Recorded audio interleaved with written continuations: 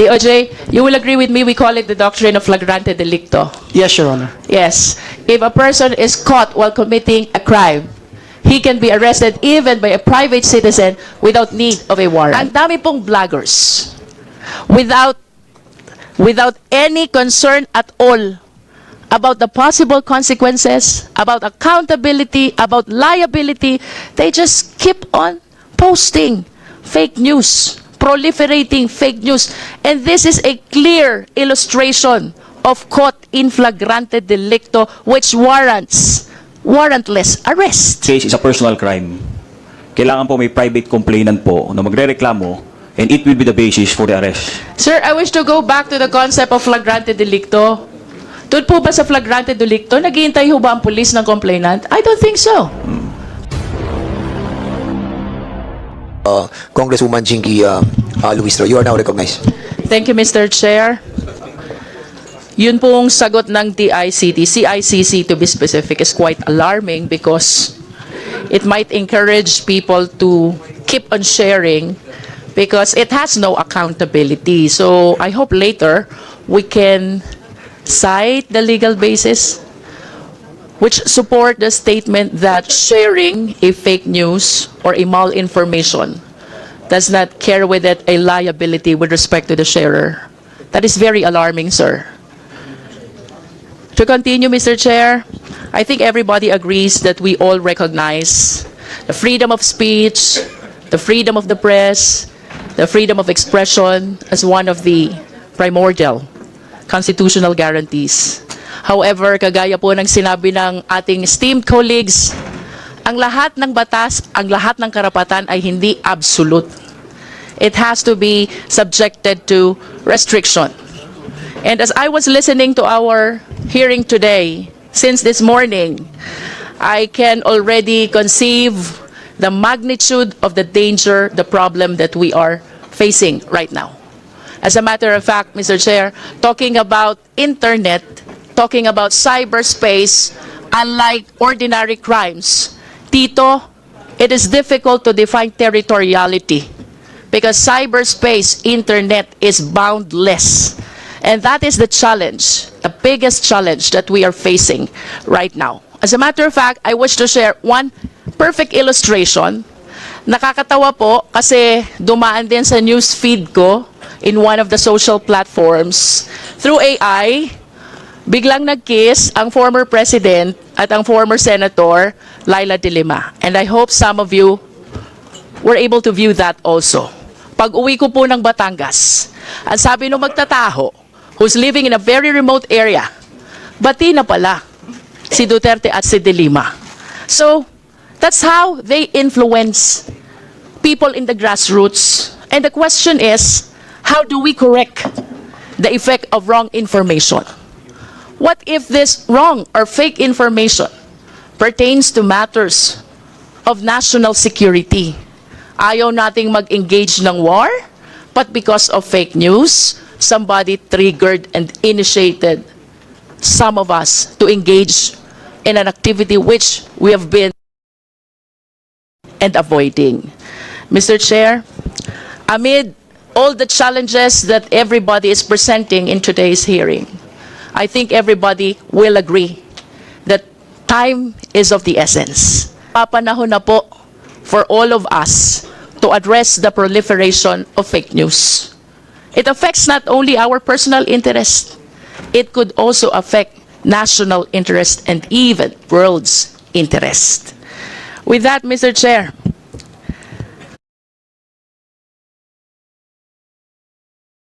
I have questions for the ICT, and I wish I could get a very clear answer. Tayo po ba ay may jurisdiction sa social media platforms? By social media platforms, we are talking about Facebook, TikTok, Instagram, Twitter, YouTube. At least, ito po yung prominently used by Filipinos. May jurisdiction po ba ang Philippine courts over social media platform? Sir, let me qualify my answer since this was directed to the ICT. With regard to regulation, we do not regulate social media platforms. We do not have any mandatory powers over them nor oversight powers over them. With regard to courts, Your Honor, or Mr. Chair, I think that is better answered by the lawyers, the DOJ here. Linawin po natin, sir, yung inyong naging response. When it comes to regulatory power of the ICT, walang jurisdiction ang DICT over social media platforms. And your basis is the charter of the ICT. Do you confirm this? Sir, yes, Your Honor. Now we go to NBI perhaps, or the DOJ if we have resource persons from DOJ. May jurisdiction po ba ang Philippine courts over the social media platforms? Well, good afternoon, Your Honor. Philippine courts doesn't have any jurisdiction over social media platforms for the reason that these social media platforms operates under different jurisdiction. And we have the principle By of... different jurisdiction, ano pong ibig sabihin natin? Do you mean outside the Philippine territory? Yes, Your Honor. The servers of these platforms are outside the Philippine territory, Your Honor. Nonetheless, how do they operate within the country in as far as using the cyberspace is concerned? Well, the operation is through the internet. So, internet is accessible to everyone. And we have no way to regulate that. I think the regulation should be better addressed by the DICT who has jurisdiction over matters of telecommunications. As to regulation, the DICT, I believe, has answered already. Wala sa mandato nila ang regulation ng social media platforms. But I hope you realize, parang continuing yung crime eh. While it is being committed outside, the perpetration is happening even inside the Philippine territory. Yes, you really have to rely on your mandate on existing laws, pero meron po tayong principle sa batas, yung tinatawag nating continuing crime. And I would like to raise this legal question, whether posting malinformation, disinformation, fake news, notwithstanding the fact that the social platform is outside the Philippine territory, but the post can be seen inside our country, can this be not considered as a continuing crime? TOJ, please. Ma'am, Your Honor, on the part of the law enforcement, we adhere to the duality of, doctrine of duality of crimes. So under the duality of crimes, since most social media platforms are owned by other countries, we also need to consider whether the crimes that are punishable here in the Philippines are also punishable in other countries who own the social media platforms. And can you explain that? How does it work, the duality of crime? Jurisdictional, ma'am. That's jurisdictional, Your Honor. All right, so how if do it's you not apply it in punishable- as far as our challenges here in the Philippines is concerned? The country where the social media platform is located does not really react to our requests or does not really care about our requests because the law that is punishable here in the Philippines is not punishable under the jurisdiction. So, basically, as a consequence, we cannot request information from those social media platforms as it is not congruent with our international law and law on data privacy, depending on the country where the social media So platform what is you are based. saying, sir, if I may interrupt, what you are saying is, if cybercrime is punishable here, cybercrime is not punishable in the place where the social media platform is located. Is that what you mean? It depends on the kind of cybercrime, Your Honor. So, for instance, Please expound. For instance, cyber libel is punishable here in the Philippines, but it is not punishable in the U.S. And where are these social media platforms located? The biggest social media platform, such as Meta, is located in the U.S. But at least we can have something to start on. Yes, Your Honor. Identify which countries have similar law which punishes similar crimes in the Philippines. Yes, Your Honor. Tama ba? Yes, Your Honor. And with your statement, does it mean na halimbawa ang cybercrime is punishable in a foreign country, cyber libel, punishable in a foreign country, punishable in the Philippines as well, even when the social media platform is in the foreign country, pwede ba natin din silang i-include dun sa case to be filed inside the country? Yes, Your Honor, because there is already mutuality between the countries. So in other words, we can acquire jurisdiction by way of duality of jurisdiction. Following your explanation, DOJ, kapag parehas ang batas ng Pilipinas at ang foreign country where the social media platform is located, Yes. we can acquire jurisdiction. Do you confirm that? Yes, Your Honor. So, kindly state for the record, nasan po yung Facebook? May I clarify, Your Honor? Yes, DOJ. Actually, I'm from the NBI, Your Honor. Actually, Your Honor, we do not acquire jurisdiction over the social media platform. We can only do requests, and the request we do is granted if the crime, which is the basis of the request, is also punishable in their jurisdiction. Yes, that is the duality of jurisdiction. Yes, Your Honor. But What is your basis in saying that we cannot acquire jurisdiction over the social media platform, notwithstanding the fact that both countries have the same law punishing the same crime? Because I believe when we say duality of jurisdiction, it means that we can acquire jurisdiction as well. Your Honor, good afternoon. I'm the OIC Director for the Office of Cybercrime, Your Honor, an attached agency of the Department of Justice. Your Honor, as to the issue on jurisdiction, actually there is a way where we can acquire jurisdiction if there is a cyber warrant issued to a particular platform, but the limitation of that cyber warrant pertains only to computer data or informations that are stored in the or being held by these platforms to be produced or provided to us in relation to a particular case already filed in court, Your Honor. Hindi ba, sir, lahat naman ng napopost talaga ay incorporated in the data which are being kept by the social media platform? So I wish to believe na lahat ng lumalabas sa social media platform ay part and parcel ng data ng social media platform which is foreign-based. Tama po ba yun? Yes, Your Honor. I agree with your statement, Your Honor. But there are also some instances like dito po papasok yung retention, Your Honor, where kunyari sa Pilipinas po sa atin, if we have a particular, if our law requires a particular number of months or years for that platform to retain all those informations, we can. We are now qualifying our answer now. Ano? CICC, right? No? Let's go to the basic question. Kaya po ba nating mag-acquire ng jurisdiction over the social media platform? Please do not qualify your answer first. Tun muna po tayo sa general rule. Kaya po ba o hindi? Because you were mentioning already about the cyber warrant, cybercrime warrant.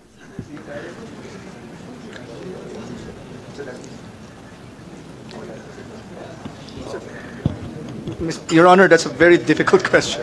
Kasi crimes are jurisdiction. The definition of whether an act is a crime or not is jurisdictional. I understand. So, without qualifying, Pero maybe we kanina, can write a position paper on this, Your kanina Honor. you were discussing already about the duality of jurisdiction doctrine, and I humbly submit that with that doctrine, I think there's a possibility for us to acquire jurisdiction over social media platform. Your Honor, may I also, in addition to what was stated by Yusek Jeffrey, there is also a matter, Your Honor, or a question if the social media platform actively participated in the perpetration of a crime. So, kung actively participatory po siya, there's... If I may interrupt, sir, cybercrime law, to distinguish it from the crimes defined under the revised penal code, is considered as a special law. Do you agree? O, di ba?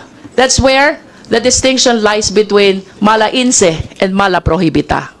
And when we speak about mala prohibita, what does it say? We do not care about malice. The only question is whether the crime is committed or otherwise. Tama po ba yun? Yes, Your Honor, we totally agree with that, Your Honor. Yes, but you were discussing about knowledge, about participation in the perpetration of the cyber libel or cybercrime. Parang medyo contradictory po yun dun sa konteksto ng mala prohibita or malum prohibitum.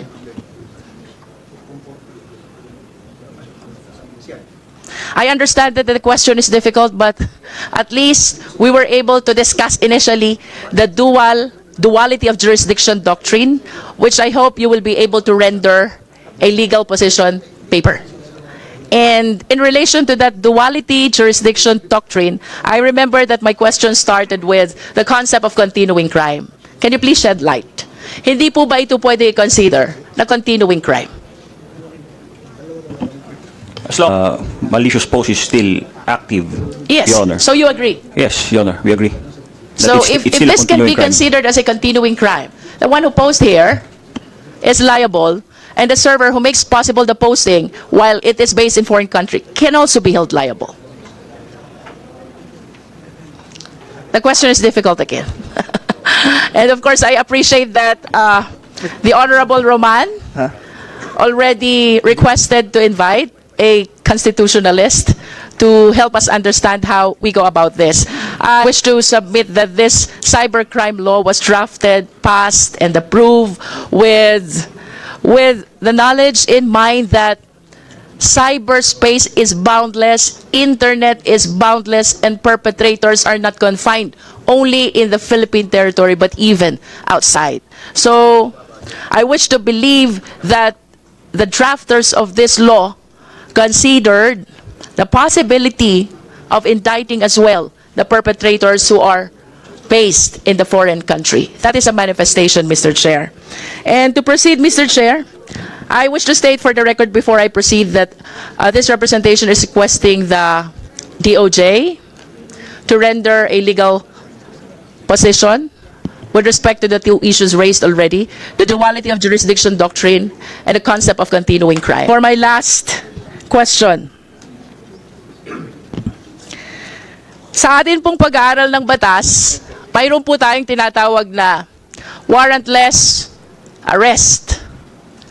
Konting review lang po. Ano po ba yung mga instances when arrest without warrant is allowed? TOJ? Yes, Your Honor. In the rules of court, Your Honor, the instances that warrants a warrantless arrest, Your Honor, is if a particular crime is being committed and the police officer has actual knowledge of the perpetration of the crime, Your Honor, the law enforcement can actually conduct the arrest of the subject without the necessity of a warrant, Your Honor. TOJ, you will agree with me, we call it the doctrine of flagrante delicto. Yes, Your Honor. Yes. If a person is caught while committing a crime, he can be arrested even by a private citizen without need of a warrant. Yes, Your Honor. That's a citizen arrest, Your Honor. Okay. Mayroon pong fake information nakapost yung isang vlogger. Can it be considered as flagrante delicto? Yes or no? Yes, Your Honor. Yes. For as long as the fake news is still posted. The one who posted it is in flagrante delicto. So the question now to the law enforcement, can we effect an immediate arrest, considering that the one who posted is caught in flagrante delicto? Yes, Your Honor, as long as the attribution could be established.